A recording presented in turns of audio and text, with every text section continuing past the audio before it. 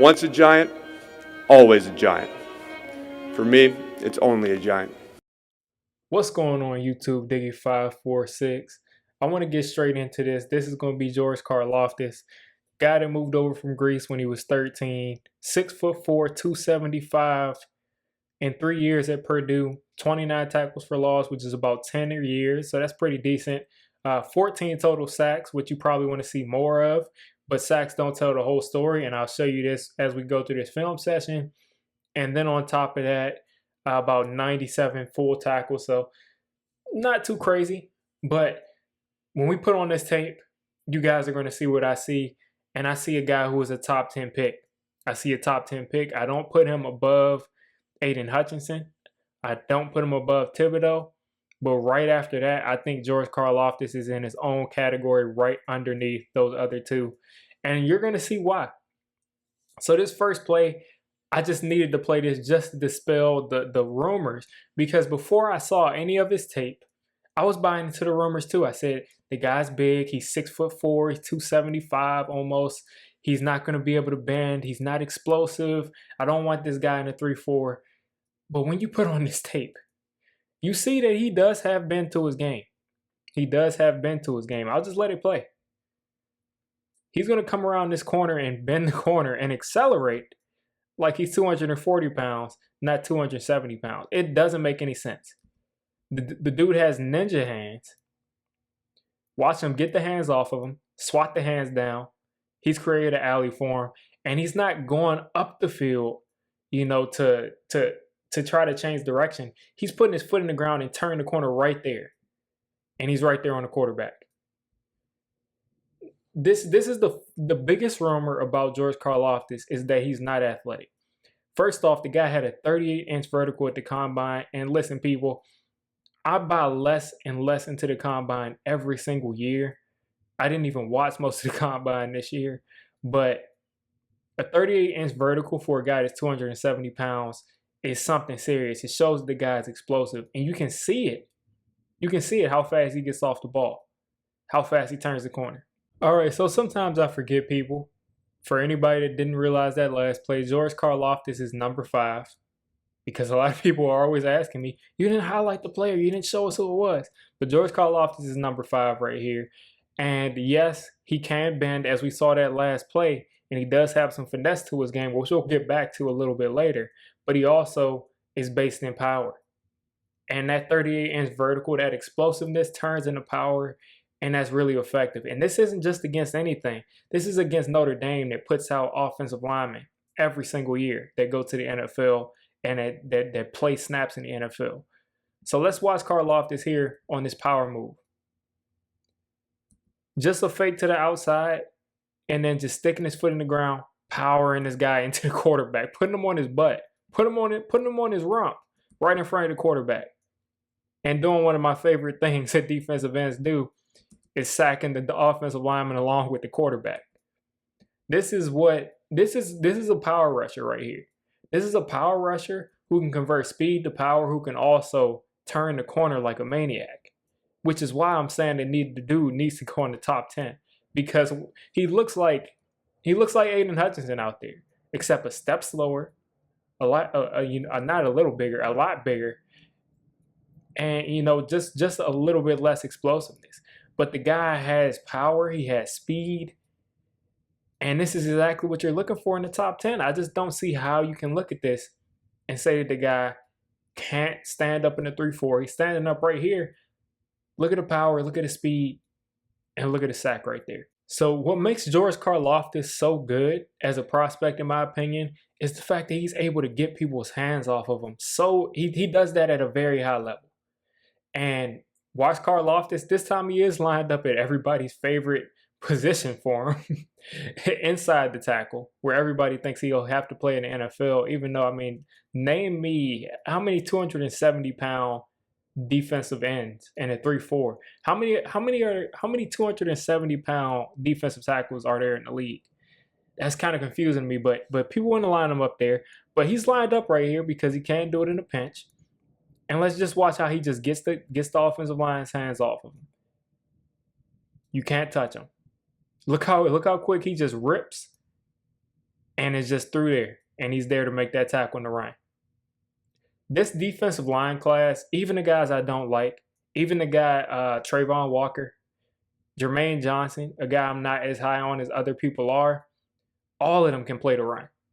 This is a really good class for defensive linemen, edges who can play the run, and Karlaftis can definitely play the run. And you see right there, he didn't do it with power. He did it with speed. He did it with elusiveness. So Karlaftis is right here again, number 5. And I just want people to just see the power that he's coming through with. Now this time he loses his balance and he's not able to finish it. But look at the power and look at the destruction. Look how quick the offensive lineman ends up on the ground and Karlaftis is in the backfield. Now, I think they're trying to run a stunt here, but I can't tell. Is this 43? He needs to use his instincts and stay outside. If he stays outside, perfect. That's a sack right there. He ends up running right into the running back, and the quarterback is able to escape. But Karlaftis, look at the power. Look at the power from Karlaftis as he's able to use this long arm and get this guy on the ground and make the quarterback have to bail. Now Karlaftis is right here, number 5, all the way to the left of your screen again. And just watch how, I mean, there's a ton of plays like this, but just watch how he just turns this bully ball into just power, rip, right in the quarterback's face. I had to pull out another game tape because a lot of people try to say that I try to, fix film and to push a narrative. Power, rip, speed, explosiveness. This isn't just a regular power rush move. This is disruption. So here, Karlaftis is on the right side of your screen.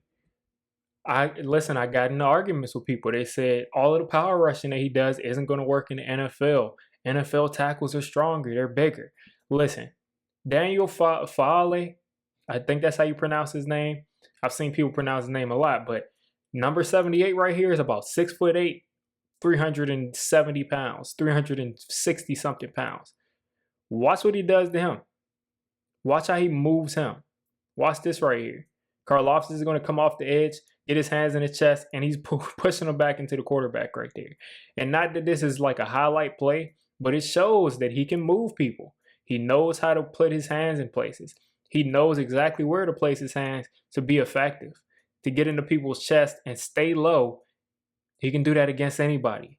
It's not about playing against people who are smaller.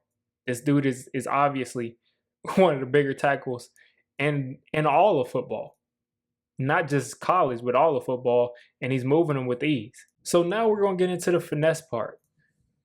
Karlaftis is your edge standing up on the right side for people to say he can't stand and rush. Look at him stand and rush. He's going to hit this guy with a hop move to get inside. Starts off on the outside, plants, hop moves inside, basically a hop step in basketball. He's got there. The running back is in a great position to chip him right there, and he makes him miss. Because Notre Dame started throwing the kitchen sink at him. This is like these plays that I'm showing you, they're back to back to back to back. It was relentless.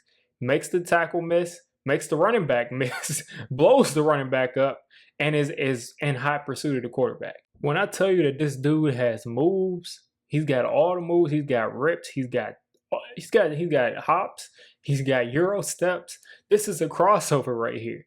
Number 5 on the right side of your screen with his hands in the dirt this time. Karlaftis is going to head upfield, get his hands off of him. He's free, and he starts to see, hey, the running back might keep the ball, the quarterback might keep the ball. I've got this dude beat, but I'm not going to be able to do much by heading all the way upfield. So he comes back inside, throws this guy out of the way, and goes and gets the quarterback. Now, this probably got completed. The quarterback put it on the money for being under that much pressure, but goes upfield, literally crosses him up. Now, this might be the last play that I show you. And in that case, just take it all in. This isn't a pass rush play. This is a run play. And this is what I think sums up George Karlaftis the most. This is what I think really sums up his entire profile as a player. People look at the guy, they see that he's Greek. They see, he's they see that he plays at Purdue, and they see he's 270. And let's just be real, they see that he's white. and they think that he's not athletic. So teams disrespect him like this and leave him unblocked and say that we'll be able to make it and block this dude. And look at what happens when you try to just say, we'll leave this guy unblocked. Number 5 on the right side of your screen standing up. Watch it. You're not going to get there in time. You're not going to get there in time because the dude is flying. He's one of the most athletic pass rushers in this draft. He's one of the premier guys in this draft. He's very explosive. I don't care what the 40 says. He didn't run the 40, but I don't care what it would have said. Explosion in short areas is what you need to be an effective pass rusher and an effective defensive end / edge. And he has it. He has it. He outran both of the pullers. They sent 2 people over there. He outran both of them and just shut down the play and slammed the dude into the ground. All right, so I fast forwarded a little bit so you can see George Karlaftis, right here in the middle beside the end celebrating. I just wanted to just sit here to dispel the rumors about Karlaftis being unathletic, about Karlaftis being a 3 technique at 270 pounds. I wanted to dispel all the rumors and show that he can play on the edge. He does stand. He puts his hand in the ground. He can do it all. He can beat you with speed. He can beat you with power. He can turn power into speed. He can turn speed into power. He can bend. He got a couple of spin moves that I didn't even show you. He's got the full package as a pass rusher. He's good against the run. He's explosive in short areas. I don't see how you can look at this and say that this guy isn't qualified to go in the top half of the first round. Some people may have their opinions. They might have other players that they like a lot. But at the end of the day, I think that this dude is one of the top 10 players in this draft. And because of his position, you can justify him going, at 5, at 7, at 6, at 8 or 9. You can justify him going top 10 because he's this good at what he does and he's in the top 10. Now, for all the Karlaftis doubters, please come at me with facts and not things that you just heard from other people. Because what I showed you today are the facts of George Karlaftis being able to do it all from the edge spot. And I just don't think there's any refuting it. Now, if you like somebody better, you like somebody better. But to say that he's not able to play edge, to say that he's a 3 technique, to say that he's Leonard Williams and Dexter Lawrence is ridiculous to me. So not much else needs to be said. I think the film speaks for itself. No off the field stuff that I know about is going on. High motor, effective player. So you guys let me know what you're thinking of George Karlaftis. I think he's one of the better players in this draft.